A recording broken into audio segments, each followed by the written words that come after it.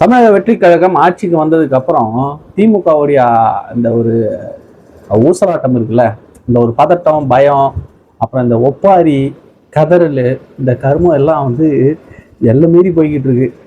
அதாவது நம்ம என்ன நிலையில இருக்கோம்னு தன்னிலை உணராம இப்படி இவ்வளவு மோசமா வந்து திமுக போகும்னு நான் சத்தியமா எதிர்பார்க்கல. எதிர்பார்த்தேன் தோல்வி அடைஞ்சு கொஞ்சம் அப்படியே கதறுவாங்க கும்பிடுவாங்கன்னு எதிர்பார்த்தேன். இந்த அளவுக்கு எதிர்பார்க்கல. இப்ப என்னன்றாங்க, அரசியல் காழ்ப்பு காரணமாக ஏவா வேலு அவர்கள் மீது டிவிஎஸ்ஐ ஏவி விட்டு அதிகார துஷ்பிரயோகம் பண்ணுதான். விஜய் அவர்கள் தலைமையிலான தமிழக வெற்றி கழக அரசு வந்து துஷ்பிரயோகம் பண்ணி ஒரு அப்பாவிய தியாகிய இப்படி வந்து சோதனை பண்ணி அவமானப்படுத்துதான். வழக்கு ஏதோ போட்டிருக்காங்கன்னு நினைக்கிறேன், எஃப்ஐஆர் இல்ல. அது மட்டும் இல்லாம இது 40 லட்சம் பிடிச்சிருக்காங்கன்றாங்க. இல்ல அதெல்லாம் ஒண்ணுமே இல்லைங்க அப்படின்னாங்க. அந்த முன்னாள் அமைச்சர்கள் மேல எல்லாம் ரைடு நடத்தி அவங்க வந்து இதெல்லாம் கைப்பற்றிட்டோம், இவ்வளவு கைப்பற்றிட்டோம்னு சொல்லி செய்திகள் வெளியாகும். அதுக்கப்புறம் அது இல்லைன்னு மறுப்பு வரும். மறுப்பு வந்ததுக்கு அப்புறம் கேஸ் நடக்கும், ஃபைன் கட்டுவாங்க, அந்த கேஸ் காணாம போயிடும்.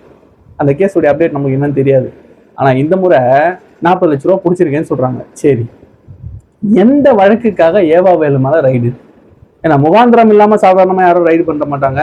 அது முன்னாள் அமைச்சர், குடும்பத்துக்கு ரொம்ப நெருக்கமானவர், அவரை வந்து ரைடு பண்ணணும்னா சாதாரண விஷயம் இல்லை. ஸோ கிட்டத்தட்ட ஒரு 13 இடம் சொல்றாங்க, 20 இடம் சொல்றாங்க. அவருக்கு சொந்தமான நண்பர்கள், இந்த லாபி, பினாமி, இவங்க எல்லார் வீடுகள்லையும், கடைகள்லையும், ஆஃபீஸுகள்லையும் சோதனைகள் நடந்திருக்கு. என்ன வழக்குன்னு பார்த்தீங்கன்னா, 2022 மார்ச் மாதம் இவங்க ஒரு வேலை பார்த்துருக்காங்க. பொதுப்பணித்துறை இருக்கார்ல, ஹைவே டிபார்ட்மெண்ட், போட்டு பொழந்து கட்டலாம் அப்படின்னு சொல்லிட்டு அதில் என்ன பண்ணாரு, 2022 மார்ச் மாதம் ஒரு டெண்டர் ஓப்பன் ஆகுது. மார்ச் மாதம் டெண்டர் ஓப்பன் ஆனால் அட்லீஸ்ட் ஒரு மாதம் ஆகும் அந்த டெண்டர் வந்து பிட் ஆகி, அதுக்கு வந்து அவார்ட் ஆகி, அதுக்கு வந்து ஆஃபர் வந்து யாருக்கு டெண்டர் கொடுக்கணும்னு போகி, அதுக்கப்புறம் அவங்க வந்து வேலையை ஸ்டார்ட் பண்ணுறதுக்கே ஒரு மாதம் ஆகும். வேலை நடக்கிறதுக்கு ஒரு 6 மாதம் ஆகும்னு வச்சுக்கோங்க. ஒரு ரோடு சரி ஓகே, ஒரு 2 மாதம் ஆகுங்க வேலை முடியறதுக்கு. சரி, ஒரு மாதம் ஆகுங்க வேலை முடியறதுக்கு. வேலையை முடிச்சு அதை இன்ஸ்பெக்ஷன் பண்ணி அது தரமாக தான் இருக்கா அப்படின்றத செக் பண்ணி பில்லிங் ப்ராசஸ் பண்ணுறதுக்கு ஒரு மாதம் இல்லை 2 மாதம், வேணாம் ஒரு மாதம் கூட வச்சுக்கோங்க. குறைஞ்சது ஒரு 3 மாசமாவது ஆயிருக்கணும், குறைஞ்சது மினிமம். ரொம்ப ஃபாஸ்ட் ப்ராஜெக்டாக அதை பண்ணியிருந்தா கூட ஒரு 3 மாதம் ஆயிருக்கும். ஆனால் மார்ச் மாதம் போன்ற டெண்டருக்கு மார்ச் மாதமே பில்லை போட்டு எடுத்து நான் வேலையை முடிச்சிட்டேன்னு பில்லு வாங்கின கதையை கண்டுபிடிச்சி அன்னைக்கு அறப்போர் இயக்கம் ஒரு வழக்கை போடுது.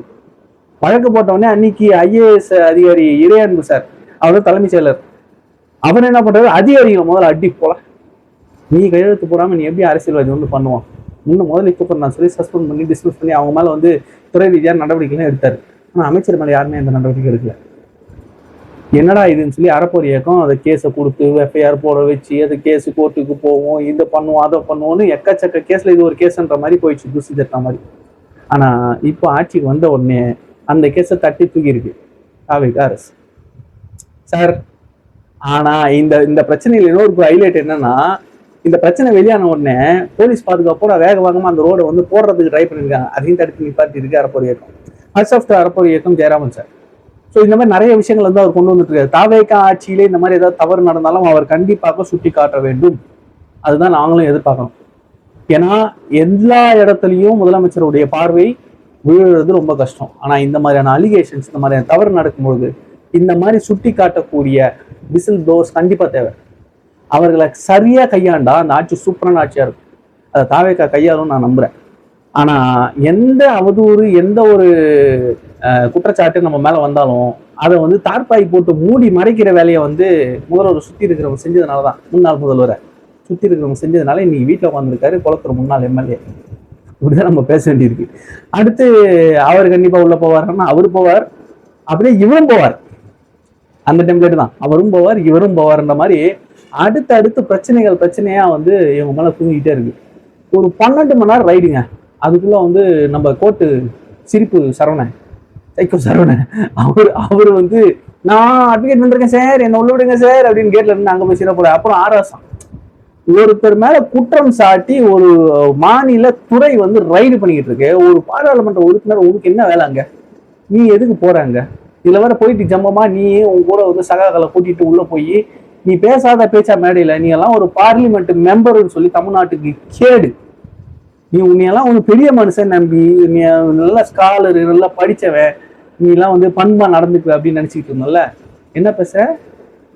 காமராஜர், அண்ணா, ராஜாஜி எல்லாம் இருந்த சட்டசபையில எந்த தலைவர்கள் இருக்கிறாங்கன்ற இந்த தலைவரோட ஒப்பிட முடியுமா? ஒரு தேர்தல் தோல்வியை வச்சு இந்த தலைவரை தாண்டா ஒரு முதல் தோல்வி அடி, இதுக்கு மேல அடி மரண அடி போகிறான் மக்கள்கிட்ட, வேற எதுவுமே கிடையாது. இவ்வளவு பேச்சு பேசிட்டு ஊழல் பண்ணியிருக்கான்னு சொல்லிட்டு ஒருத்தர் இடத்துல ரைடு போகுதுன்னா நீ எதுக்கு போய் இன்ஃபுளுன்ஸ் பண்ற? ஒரு எம்பி அங்க என்ன வேலை? முதல்ல அவருக்கு எதுக்கு அங்க போனாரு? என்ன அவரை வந்து தலைகீழ கட்டி வச்சு தொங்க விட்டு உரிச்சாங்களா? டேப்லெட் ட்ரீட்மெண்ட் கொடுத்தாங்களா? அழகா உட்கார வச்சு இருந்தாங்க சார், பாதாம் பால் சாப்பிடுங்க, பிஸ்தா சாப்பிடுங்க, பால் சாப்பிடுங்க, சாப்பாடு சாப்பிடுங்க, எது ஒன்றாலும் சாப்பிடுங்க, இங்கே இருங்க, வெளியே போகக்கூடாது, ரைடு பண்றதுக்கு ஒத்துழைங்கட்டான். அழகா உட்கார வச்சு பார்த்துக்கிட்டு இருக்காங்க. அங்க எதுக்கு போய் தம்பி குதிச்சு போயிட்டு ஆஜராகி புதற்குள்ள எங்க அப்பா இல்லை இன்னும் ஒண்ணுதான் பண்ணல. முன்னாடி ஏடிஎம்கே பீரியட்னா ஏடிஎம்கே வீட்டு வாசல்ல பொங்கல், கிச்சடி, இட்லி, வடை, பொங்கல் எல்லாம் டிஃபனு, பிரியாணி எல்லாம் போட்டு எல்லாத்தையும் கூட்டத்தெல்லாம் கூட்டி உட்கார வைப்பாங்க. அது கொஞ்சமா நடந்திருக்கு போல. காசு கொடுக்க மாட்டேன், ஏடிஎம்கே காசு செலவு பண்ணுவான், திமுக காசு செலவு பண்ண மாட்டான், அதான் வித்தியாசம். இதை எல்லா இடத்துலையும் நீங்க ஊழல் ஊழல்னு சொல்றீங்க, ஆதாரம் கொடுக்க மாட்டீங்க, ஆதாரம் கொடுக்க மாட்டீங்க, ஆதாரம் கொடுக்க மாட்டீங்க. ஆதாரம் எப்படா இருக்கும்? ஏண்டா ஊழல் பண்றதுக்கு ஆதாரத்தை வச்சுட்டே பண்றதுக்கு அவன் என்ன சாதாரண வந்து திமுக காரனடா? சாதாரணமா வரலாம் திமுக காரன். அவன் 75 வருஷமா எக்ஸ்பீரியன்ஸ்ல வந்துக்கிறான்டா. அவன் எப்படா எவிடன்ஸ் விட்டு போவான் ஊழல் பண்ணவனுக்கு?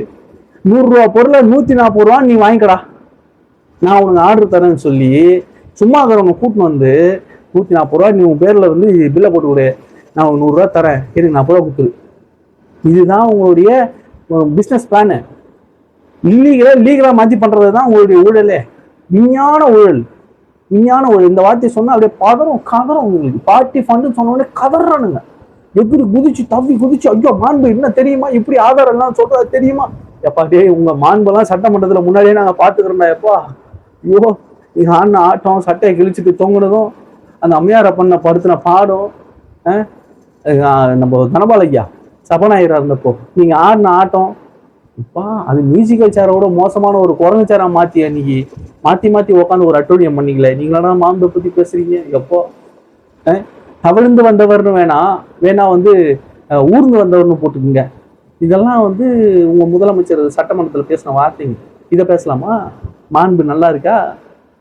இதெல்லாம் கேட்டா நீ வந்து பாசிசம், நீ வந்து பாஜக கைகொல்லி, இன்னும் பேசு. கூட்டணில இருந்து 1-2 கட்சியும் உடைச்சு மூஞ்சி கிழிச்சிட்டு வெளியே வராங்க. போறவங்களெல்லாம் நீ வசப்பாடி இதையே தான் திரும்ப சொன்னேன். தேர்தலுக்கு முன்னாடி இந்த கட்சிகள்லாம் கூட்டணியை திமுக விட்டு வெளியே வந்தா இவங்க பாடுற வசையை அவங்களால கேட்க முடியாது. திமுக மாதிரி ஒரு கேவலமா திட்டக்கூடிய ஒரு கட்சியை வந்து பார்க்கவே முடியாது கூட்டணியில இருந்து வெளியே போறவங்கள. அப்படி திட்டம் பார்த்துட்டு அதுக்கு பயந்துதாங்க வெளியே வரல அப்படின்னு சொன்னேன். ஆட்சி மாற்றம் வந்ததுக்கு அப்புறம் அவங்க எல்லாம் ஒவ்வொருத்தரா வெளியே வரும்போது இவங்களுடைய சுயரூபங்கள் எல்லாம் வெளியே வருது. நேற்றெல்லாம் மதிமுகவை போட்டு கட்டஞ்சி துப்புறாங்க.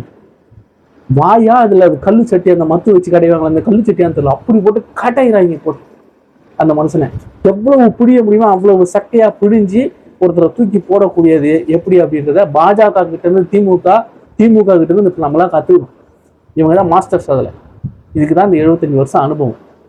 இவ்வளவும் பண்ணிட்டு வியாக்கியானம் பேசுவாங்க பாருங்க. சட்ட ஒழுங்கு பிரச்சனை சரியில்லை, இது வந்து சரியில்லை, அது வந்து சரியில்லை. இதுல வேற ஐடி கார்டுல ஜாதி அடையாளத்தை போடுறேன்னு சொல்லி செங்கோட்டையன் அவர்கள் பேசிட்டாரா. அச்சோ புறா இதெல்லாம் எவனுக்காவது இது வந்து சத்தியமா தெரியும், அவங்க பண்ண மாட்டாங்கன்றது தெரியும். பை மிஸ்டேக்கா அவர் பேசும்போது அது வாய் தவறி வந்த வார்த்தைன்றது நல்லாவே தெரியும். ஆனா தெரிஞ்சே இந்த டிஎம்கே ஈகோசிஸ்டம் சாதித்தை தூக்கிட்டு வந்துச்சு, சாதியை வந்து வளர்க்குறதுக்கு தவைக்கா சாதியை வந்து அடையாளத்தை வந்து ஐடி கார்டு போட்டு காட்டுறாங்களாம், இப்படி வந்து ஆதார் கார்டு மாதிரி இது பண்றாங்களாம், நியூ எஜுகேஷன் பாலிசி சென்ட்ரல் கவர்மெண்டோட பாலிசியில வர ஐடி கார்டை கொண்டு வராங்க, இவங்க எப்படி பண்றாங்க பாத்தீங்களா, இதை பாத்தீங்களா தூக்கிட்டு வந்துட்டு நேற்று ஒரே ஒரு இடத்துல முடிச்சாங்க. சாரிங்க, அந்த ஒரு ஐடியாலாம் கிடையாது. வாய் தவறி அவங்களுடைய பிளட் குரூப்பு இந்த தகவல்லாம் வரும்னு சொல்லும் போது சாதி சர்டிபிகேட்டுக்காக ஒரு விஷயம் பேசினாரு, அதுவும் வந்து சேர்ந்து வந்துருச்சு, அவ்வளவுதான் அப்படின்றத சொல்லி முடிச்சாரு. இதுதான் வரும்ன்றது எல்லாருக்குமே தெரியும். நீங்க கதறுங்கடா, கத்துங்கடா, கொஞ்ச நேரம் கத்திக்கிட்டே இருங்கடா, என்னன்றதை பார்க்கலாம் அப்படின்றத வெயிட் பண்ணி பார்த்தா இப்படி கதறி வச்சிருக்காங்க. ஒரு இடத்துலையும் போய் உட்காந்துக்கிட்டு புலம்புறதும், ஆதாரம் இருக்கா நிரூபிச்சிருவீங்க, எப்படா வைப்பீங்க ஆதாரம்? ஆனாலும் தோண்டுவோம். நீங்க அந்த காலத்துல பண்ண அந்த பேப்பர் ஊழல் கிடையாது. பேப்பர் கிழிக்கிறது, அதை எடுத்து ஒழிச்சு வைக்கிறது, மாற்றி வைக்கிறது. இன்னைக்கு டெக்னாலஜி, இந்த டெக்னாலஜியில் நீ சிக்குவடா ராஜா. இன்னும் அடுத்து கே நேரு அவர்கள் இருக்காரு, ஐயா செந்தில் பாலாஜி அவர்கள் இருக்காரு, 10 ரூபாய் பாலாஜி, இவங்க எல்லாம் உள்ள போறாங்க. அடுத்து சரத்னு ஒருத்தர் மாட்டிக்கிறாரு, முன்னாள் அமைச்சர். அவரை வச்சு வருவன்னு வருதாங்க. ஒருத்தர் நடந்த சம்பவம் இதுதான் அப்படின்றத விளக்கம் கொடுத்தாச்சு. உனக்கு அதுக்கு மேல அப்படின்னா நீ வழக்கு போடு. ஐபிஎல் நடக்கும்போது இன்றைக்கு இருக்கக்கூடிய அமைச்சர் அன்னைக்கு போதைப் பொருள் பயன்படுத்துற மாதிரி வீடியோ வந்து உலாவுது, அதை விசாரிக்கணும்னு சொல்லி வழக்கு கொடு, கேஸை கொடுத்து விசாரிக்கிட்டோம்.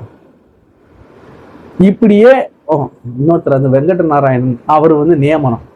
எப்பா இந்த மாதிரி ஒரு பொறுப்பு இருக்குதுன்றது இப்ப இந்த பிரச்சனை வந்ததுக்கு அப்புறம் தானே அப்ப தெரியுது. யாரடா போட்டிருக்கீங்க, அவங்க என்னடா சாதிச்சிருக்காங்கன்னா ஒண்ணும் கிடையாது, சீட்டு தைக்கிற வேலை, ஒரு பொறுப்பு, அவ்வளவுதான், நியமன பொறுப்பு. அந்த பொறுப்புல உட்காந்து என்ன பண்ண முடியும், ஒன்றும் பண்ண முடியாது. என்ன பண்ணியிருக்காங்க, ஒன்றும் பண்ணல. அப்புறம் ஏன்டா குதிக்கிறீங்க? இதுல வேற அவருக்கு ஆந்திராக்காரர கர்நாடகாரன் கத்திட்டு இருக்காங்க. என்னதானே உங்களுக்கு பிரச்சனை? யாரை போடணும்? சரி, திமுகல இருந்து நம்ம வந்து யாரையும் இங்க இருந்து போடக்கூடாது. திமுகல இருந்து கனிமொழி அவர்களோ, அவர்களுடைய பெண்ணோ, இல்லை அவங்க சொந்தக்காரங்களோ, இல்லை வந்து உதயநிதி அவர்களோ சொந்தக்காரங்களோ, இல்லை நண்பர்களோ யாருன்னா போட்ட பரவாயில்ல. ஏன்னா ஒரு சினிமா ப்ரொடக்ஷன் கம்பெனிலேருந்து ஒருத்தர் தூக்கிட்டு வந்து இந்த நியமன பொறுப்பை போறீங்களே. உதயநிதி அவர்களுடைய ரசிகம் மன்ற தலைவர் தூக்கிட்டு வந்து அமைச்சராகி வச்சிருந்தீங்களா? இது ஏமாட்ட கேட்கறது? அந்த மனுஷன் ஆஸ்கர் ஈக்குவலா நடிக்கிறாரு, சீரியல் நடிச்சிருந்தாரு, கூட உங்க கூட வந்து சைட் ஆக்டர் எல்லாம் வந்துடலாம் அப்படின்லாம் யோசிச்சிருந்தாரு. அவர் தூக்கி வந்து அமைச்சராகி விட்டீங்க, அவர் இங்க வந்து நடிக்கிறாரு. பொய் வாயை திறந்தா பொய். 5 வருஷம் பேசுனது போதாதுன்னு இப்பவும் பேச ஆரம்பிச்சாங்க. இவங்க என்னன்னா இவங்களை பேச விட்டு பார்க்கலாம், அழகா இவங்களே அம்பலப்பட்டு போவாங்க. அதுதான் நடக்குது. இந்த பொறுமையா பார்ப்போமே. அடுத்தடுத்து இந்த டாக்டர்கள் விஷயம்லாம் கூட சிலது வந்திருக்கு, என்னன்றதை பார்ப்போம். ஒவ்வொரு துறையிலையும் இருக்கக்கூடிய பிரச்சனைகளை கலைந்து ஆராய்ந்து இந்த 6 மாசத்துக்குள்ள பாருங்க, இந்த கவர்மெண்ட்ல இந்த டிபார்ட்மெண்ட்ஸ்ல இருந்தக்கூடிய இந்த கழிவுகளை எல்லாத்தையும் அகற்றி தூக்கி தூரப்பட போகுது. பார்க்க தான் போறோம். இந்த பதிவை பற்றி உங்களுடைய கருத்துக்களை கமெண்ட்ல சொல்லுங்க. நன்றி. நான் வேலூர்.